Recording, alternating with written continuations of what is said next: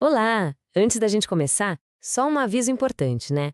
Toda pesquisa, por mais completa e cuidadosa que seja, pode conter erros. É sempre bom lembrar disso. Certo. Então, vamos lá. A gente vai mergulhar hoje na história do Frei Gilson.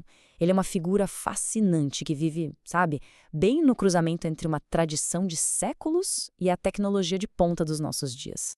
Para a gente ter uma ideia do tamanho do fenômeno, olha só esse número: 1,3 milhão. Esse foi o pico de pessoas rezando juntas, ao vivo, antes mesmo do sol nascer. Pensa bem, 1.300.000 pessoas às 5h20 da manhã. É uma audiência que, olha, muito canal de TV sonharia em ter no horário nobre.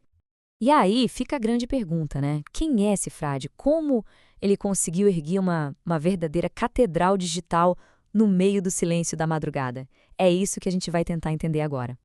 Bom, e para entender, a gente precisa voltar para o começo. Primeira parte, as origens dele, uma história de revolta e redenção. É um caminho que parece até clássico, sabe? Uma juventude bem conturbada que acaba levando a uma virada de chave total na vida. Ele nasceu em São Paulo, lá em 1986, e a infância não foi nada fácil. Os pais se separaram, ele foi morar com os avós, depois voltou para a mãe e ainda teve a mudança para Paraisópolis, uma das maiores favelas do Brasil. Toda essa instabilidade, claro, acabou moldando um jovem que ele mesmo diz que era bem rebelde. E aqui a história fica bem interessante, porque a fé não chegou na vida dele como um raio do céu, sabe? Longe disso. Começou com a mãe praticamente o arrastando para a catequese. Mas o ponto de virada mesmo, a grande ferramenta, foi a música. O padrasto ensinou a tocar violão. E aí, de repente, ele está lá liderando o ministério de música de um grupo de oração. Foi justamente nesse conflito interno, se sentindo um tremendo hipócrita, que a coisa virou. A conversão de verdade bateu ali. E tem uma frase dele que, nossa, resume isso tudo perfeitamente. Ele disse: "Eu cantava o que não vivia para então desejar viver o que eu cantava." É genial, né? A música foi a ponte, transformou o que era uma obrigação em um desejo genuíno. Aquele conflito interno virou fé. Ok, agora vamos para a segunda parte da nossa análise: como é que essa fé que nasceu da música se transformou num ministério gigante que mistura o palco com a tela do celular. É importante entender que ele não virou um padre, digamos, comum. Ele entrou para uma ordem moderna, os Carmelitas Mensageiros do Espírito Santo, e o lema deles já diz tudo: contemplar para evangelizar. Ou seja, é a ideia de que você primeiro precisa do silêncio, da contemplação, para depois sair e levar a mensagem para o mundo. E um elemento visual que é fundamental na identidade dele é o hábito. Pensa só, aquela roupa que parece saída da Idade Média no meio de um feed do Instagram, todo moderno. É um contraste muito forte, né? Isso passa uma imagem de tradição, de seriedade e acaba dando para ele uma autoridade visual quase que instantânea, mesmo no mundo digital. E a música, claro, continuou sendo o motor de tudo. A carreira dele com o projeto Som do Monte foi crescendo, né? Começou com um disco de estreia mais profissional em 2015. Aí em 2017 veio Redenção, que estourou com a música Eu Te Levantarei, que tocou em tudo que é paróquia. Depois veio o álbum Na Pandemia, até chegar em 2023 com show ao vivo com produção de superstar mesmo, consolidando de vez esse status. Mas o grande boom digital mesmo veio em 2020, com todo mundo trancado em casa por causa da pandemia. Foi aí que nasceu o Rosário da Madrugada. Ele começou a rezar o terço às 4 da manhã, ao vivo. Pensa no timing. Ele pegou uma disciplina super antiga, de monastério, e levou para o YouTube bem no momento em que o mundo estava desesperado por rotina, por um senso de comunidade. Era tudo que tinha sumido. E o resultado disso? Uma explosão de audiência. Hoje, o rebanho digital dele é gigantesco. A gente está falando de quase 5 milhões de inscritos no YouTube e mais de 5,4 milhões no Instagram. É, na prática, uma paróquia global, sem fronteiras. Claro que um alcance desse tamanho também traz muita polêmica, e é disso que a gente vai falar agora na terceira parte: a mensagem e as controvérsias.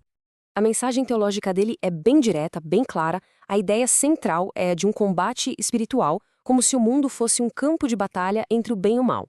Então se fala muito em pecado, em penitência. A devoção a Maria é apresentada como uma arma estratégica nessa luta. E outro ponto que sempre aparece é um discurso anticomunista, muito ligado à interpretação da mensagem de Fátima. Uma das polêmicas mais conhecidas veio de um sermão sobre o papel da mulher. Ele afirmou que a mulher foi criada para ser auxiliar do homem e que Deus deu a liderança ao homem. Bom, essa fala gerou uma reação bem forte. Vários teólogos criticaram, dizendo que é uma leitura fundamentalista da Bíblia, que ignora interpretações mais atuais da própria Igreja sobre reciprocidade e igualdade entre homem e mulher. A coisa também esquentou na política. O nome dele apareceu num relatório da Polícia Federal sobre uma investigação de tentativa de golpe de Estado. É super importante deixar claro aqui, ele não foi acusado de nada, nem indiciado.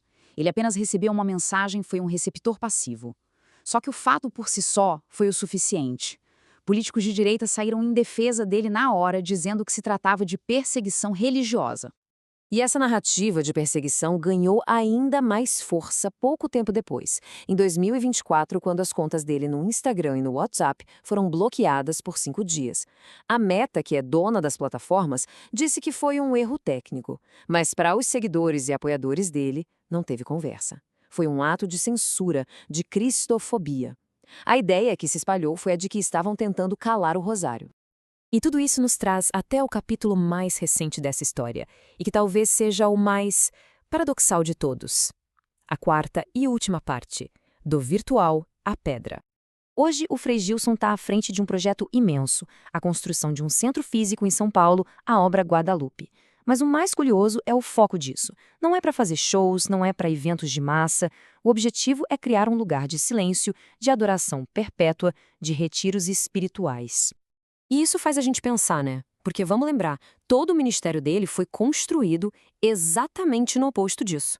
Foi no barulho do mundo digital, nos algoritmos, no engajamento de massa, na música pop, nas lives para milhões de pessoas.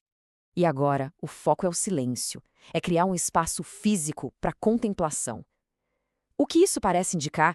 Talvez um reconhecimento de que a evangelização digital tem seus limites. O virtual é ótimo para atrair, para agregar, mas a transformação mais profunda, pelo visto, ainda precisa do silêncio, do encontro cara a cara. E no fim, a gente fica com essa questão para pensar. Numa época de tanto barulho digital, onde é que está o futuro da fé? Tá numa live de madrugada para milhões ou tá no silêncio de uma capela?